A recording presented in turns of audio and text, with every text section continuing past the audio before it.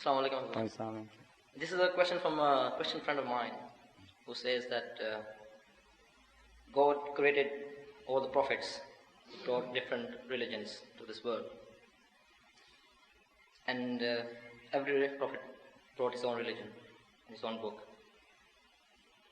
till the Hazrat Muhammad sallallahu alaihi wasallam brought Qur'an, and that was the end. We Muslims and Ahmadis, we believe that the Holy Quran is the last book and Muhammad sallallahu alaihi wasallam was the last prophet. But a Christian who believes in Bible says that whatever the Bible taught me, or Jesus Christ teaching, because I believe in it. But why should I believe in Quran when God told me to believe in through Jesus Christ, believe in Bible? Why should I believe in your Quran? Nauzubillah, I had doubts about the God, that why he is changing his mind. Every time he sends a new prophet and says, we believe in this. Right. And then now last he says, right. This is the question. So what should be the answer to this question? Yes, sir. Have you thought of some answers yourself? No, really. Have you ever attempted to answer these questions? No, really. The answer should be very simple and straightforward. Why do not they still believe in the superstitions which were called science at the earlier ages, and reject the modern discoveries? Why have they changed their concepts about nature? Because they find the earlier concepts to be incorrect and the modern concepts to be correct. That is the simple way why people change. So the answer is that you should compare the teachings of the Holy Quran and the observations it has made on various aspects of nature, and compare them with the Bible and their observation and the observations made in various books of the Bible.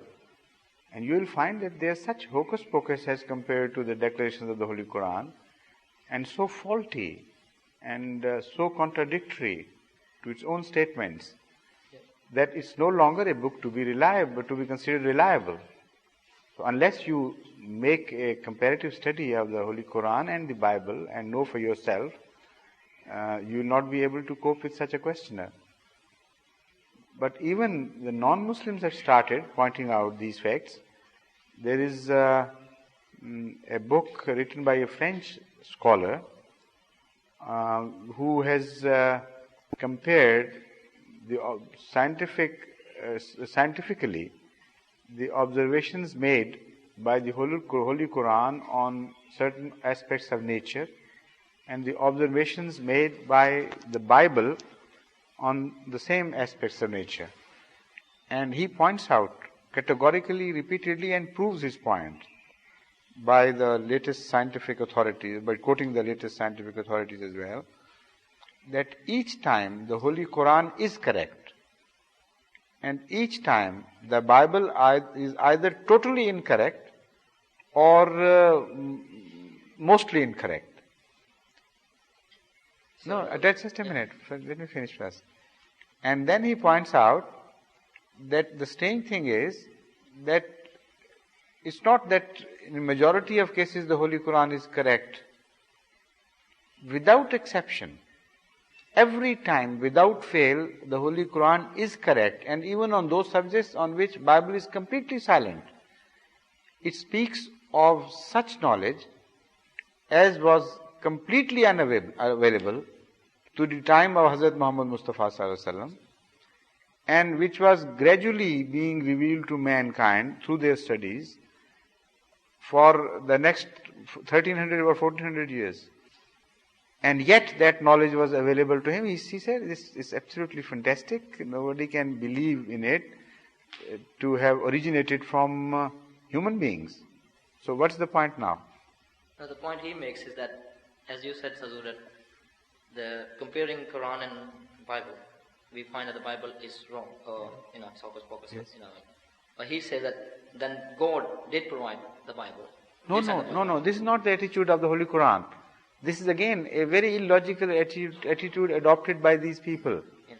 You have to taught them like children. The fact is that the Holy Quran does not reject the earlier books, but with one modification in its statements, that the earlier books were originally revealed by God and they contained truth and nothing but the truth, though not the whole truth. That's another difference between them and the Holy Qur'an. But they were later on interpolated by human beings, and it was they who added falsehood to the truth. And now you find them as ruins. You can study the general plan and understand that originally they were of a high order, and they belonged to the region of truth, the area of truth, but no longer so. For instance, if you go to a ruin of a great palace, from the ruin you can understand that originally it was built for a very useful purpose, and it served the purpose while it stood intact. But you no longer can be protected even from rain, not to mention great armies today as you find them.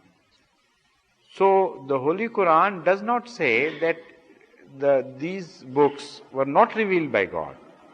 It says they were revealed by God, all right, but they were changed by human beings, not by God. So what is the answer to this attitude? That was my answer to him. That was a very correct answer. So what was the answer, his answer to you as a rebuttal to this? Quietness. I don't have an answer to that. So when you have already done all that, why were you asking? No, because the details what you mentioned is now, I'll explain it now. Yes. Very well, Jazakumullah.